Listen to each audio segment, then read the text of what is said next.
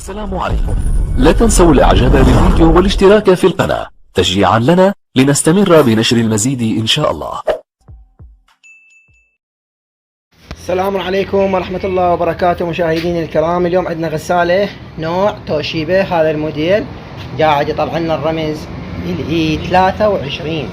اول ما نضغط باور ونط ستار طلع لنا الاي 23 مثل ما تشوفون. هاي مشكلة بهذا النوع من الغسالة الاوتوماتيك.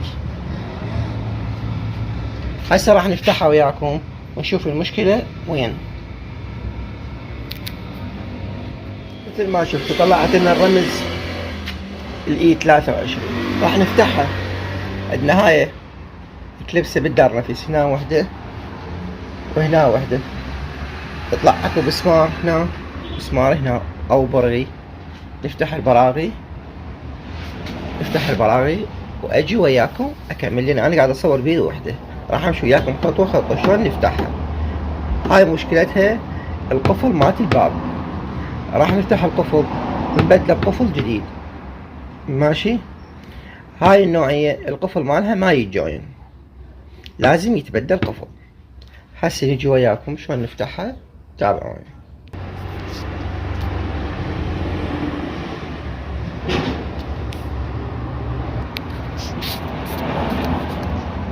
شوفوا اخوان، هذا فتحنا القبر اكو مسمار.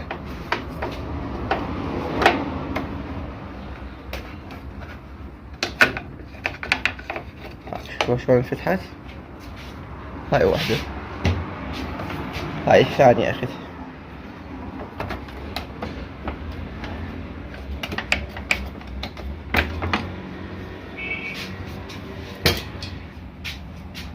راح يطلع عندنا هذا الوجه.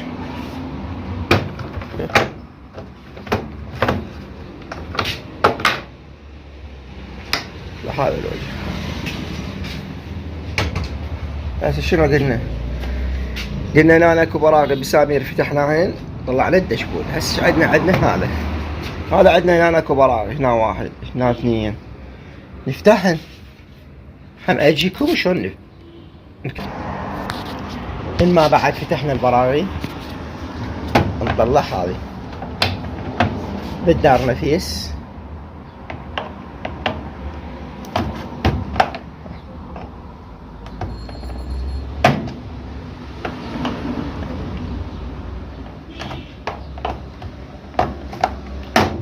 حاليا لازم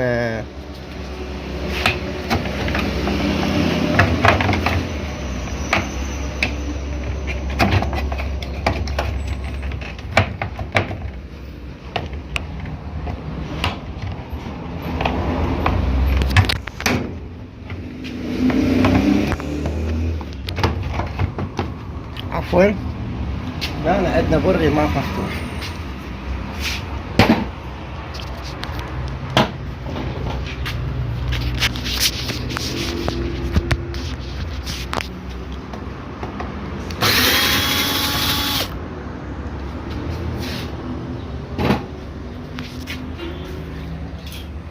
برغي ما مفتوح. هاي انفتحت. نجي هذا القفل، نفتح هذا البرغي وهذا البرغي، هذا نفسي. اول ما نجي نفتح نجر الفيشة ونفتح هذا القفل. هذا اخوان هذا القفل كان هنا. هسه طلعناه وفصلناه من فيشة الكارت. هذا هو العقل. نجيب لنا واحد ونبدله بغيره. تتابعون. هذا الكارت وهذا مكان القفل. هنا يتركب.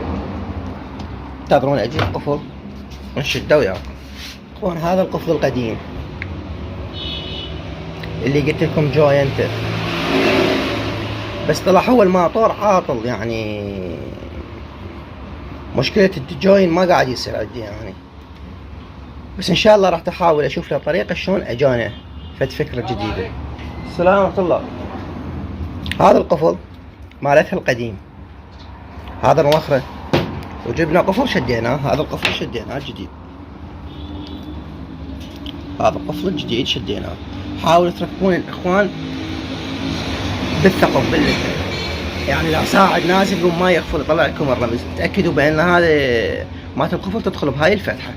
وهسه وياكم راح نشغلها.